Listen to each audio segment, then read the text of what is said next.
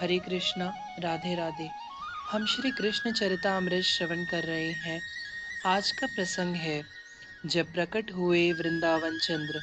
रास पंचाध्याय। ओह, अब इन गोपियों से आगे चला नहीं जा रहा। पूर्ण अशक्त हो गई थी वे सब। विरह ने इन सबको असहाय सा कर दिया था। गोपियां यमुना को देख रही थीं।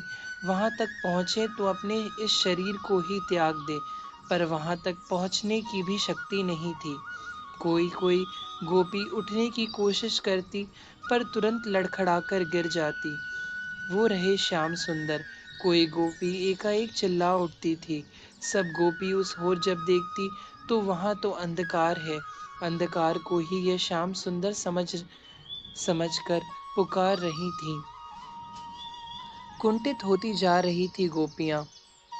श्याम नहीं आए, श्याम क्यों नहीं आए? विविध कल्पनाओं में यह रम रही थीं। क्योंकि हमें त्याग दिया श्याम ने। क्या वे कभी हमारे पास नहीं आएंगे? क्या हमसे इतना बड़ा अपराध बन गया? सब गोपियां रोने लगी थी। उद्धव इस प्रसंग को सुनाते हुए स्वयं भाव में डूब गए थे। वे अपने अश्रुओं को बराबर पोंछ रहे थे। रात बढ़ती जा रही है। चंद्रमा अब मध्य में आ गया था। यह देखकर गोपियों को और रोना आ रहा है। क्या करें? सब गोपियों ने श्री राधा रानी से पूछा। कुछ करने से वे कहाँ मिलते हैं सखी? सब कुछ करके देख तो लिया, अब करना छोड़ो, बस सब मिलकर रो। वे रोने से ही मिलेंगे। श्री राधा रानी ने सबको बताया। सुर में सब रोने लगी। इनके रोने में भी वीणा की झनकार थी। इनके साथ पूरा वृंदावन रोने लगा था। वृक्ष रो रहे हैं, पक्षी रोने लगे थे। यमुना तो करुण भाव से ही भर गई थी। तभी नभ में एक चंद्र था ही, पर पृथ्वी में, यमुना के पुलिन में, गोपियों के मध्य में एक और चंद्र प्रकट हो गया। वृंदावन चंद्र। आनंद के अश्रु झरने लगे। वक्ता उद्धव और श्रोता विदुर जी के।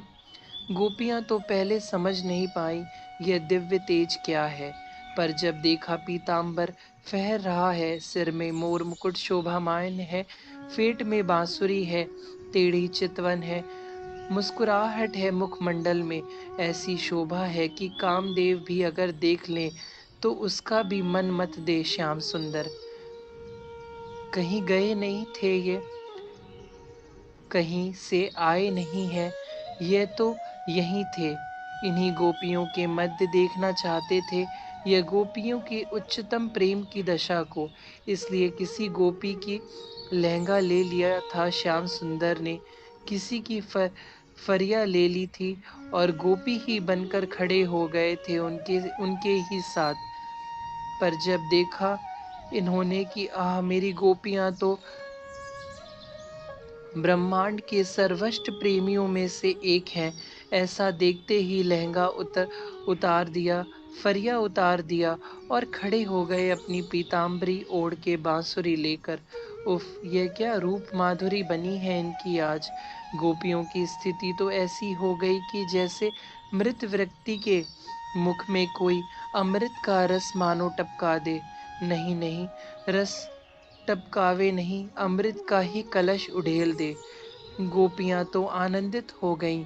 उनके देह में नवीन चेतना का संचार हो गया। वह उछल पड़ी, पास में जाकर खड़ी हो गईं। हंसते हुए अपने प्रियतम को देख रही हैं, चूम रही हैं, आलिंगन कर रही हैं। जय हो, जय हो।